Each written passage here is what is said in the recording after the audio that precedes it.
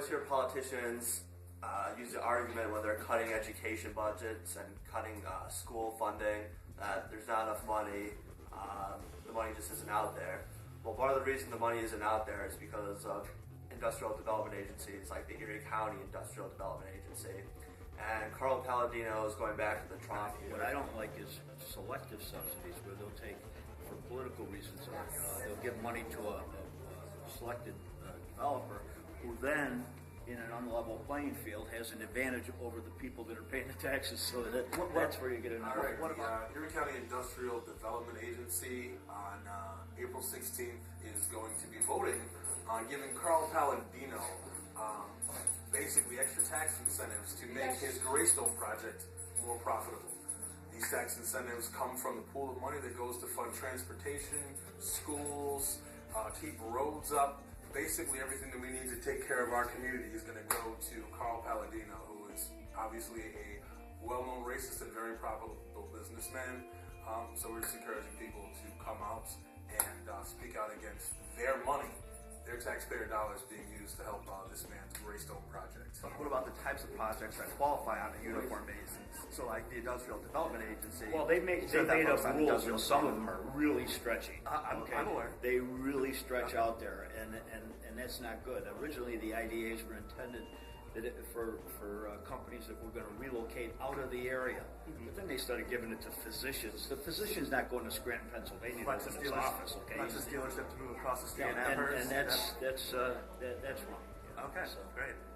So Carl Paladino's told the ECIDA that the project's costing more money than he originally thought. But the reason it's costing more money is because he's been sitting on the Greystone property, doing no work on it for 6 years while it becomes more and more dilapidated. And now in order for him to turn a healthy profit, he's asking for $750,000 from the ECIDA to take that money out of education, hand it over to someone with a net worth of $150 million, all on the premise of some sort of job creation. I mean, it's Erie County Industrial Development Agency, not Erie County Wealthy Real Estate Development Agency, because that's all he's doing. He's putting up really nice places for people to live in, and hey, I'm happy he's doing that, but he can do that on his own dime, because when he profits, he keeps those profits, and he doesn't pay taxes because he goes to the ECIDA and asks for handouts. Paladino was not for the people, and we're mad as hell.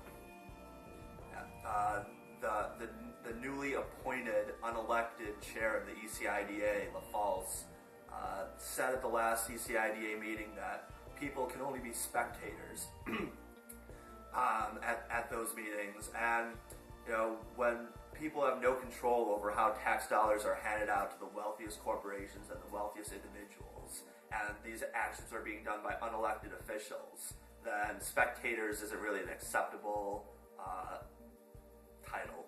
You were spectators and watching them spend your money. Do you think that's fair? It's really important for people to show up on April 16th at 8:30 at 143 Genesee Street at this ECIDA meeting and say enough is enough. Our schools need funding. Our educational system is broken, and the reason it's broken is because of handouts like the one they're going to try to pass through on April 16th. That's wrong. Yeah. Okay, great. So I'm a TV person.